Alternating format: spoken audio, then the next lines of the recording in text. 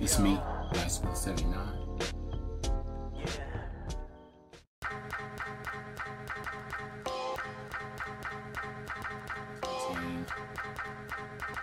A bunch of PS1 games. I can just walk in and out of thrift store.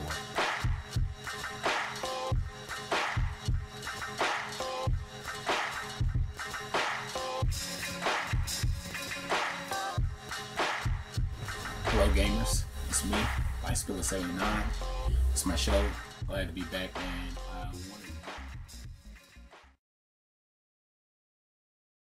hello gamers, it's me, Lifespiller79. It's my show. Glad to be back to do another video.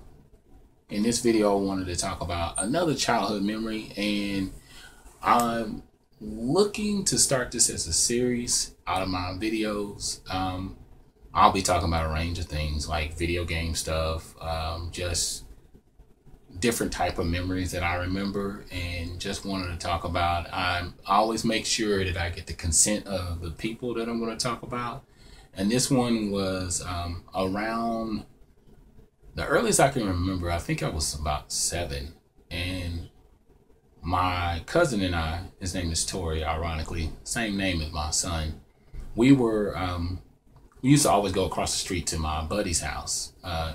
Actually, I think it was like a mutual friend that we used to share across the street. And we always, would look across the street both ways and stuff like that. And it was always one of those things that we just did by nature. You learn that. I think I was in 1st grade at this point. And so I looked both ways, went across the street, and was fine. And he went across the street. He looked before he did that, he looked both ways. And when he went across the street, he actually was struck. It was so crazy. The thing about it is that the person that was coming, she was going so fast that she didn't even see him. And she actually drug him by his neck. So pretty much the part of his chin was under the bumper, and his back was being drugged and everything. And it was one of those crazy things where instincts kick in and everything else doesn't matter. It was so crazy because I ran up to my mom and I told her about it. I was like, oh my God, Tori's been hit by a car. And she was like, she's like, what? Because she was just shocked. I think his mother was at work at the time, and it was just the 2 of us. Well, it was 2 of us and my mom and her boyfriend. And I ran up there to her, and at the time, this just goes to show the time and era that we lived in. We didn't have phone, we didn't have a home phone, and we didn't have cell phones. But my grandmother, she had a home phone, but she lived far away. She probably lived about a half a mile away. So I told my mom, I think she went down and called the ambulance and everything. And from what I remember, he was conscious, he was fine, but he didn't really make a lot of noise about it. I mean, he seemed to be okay.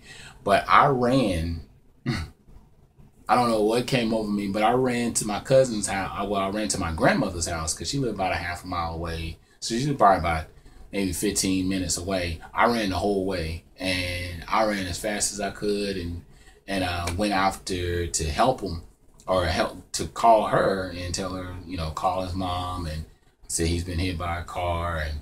And we went, we followed the ambulance and everything. And that day I went to go see him. They had him wrapped up in bandages because his skin had got burned off. But it was so crazy. It's one of those things that you'll never forget, and I don't forget it. I don't look at it as too much of a traumatic thing, because he was okay.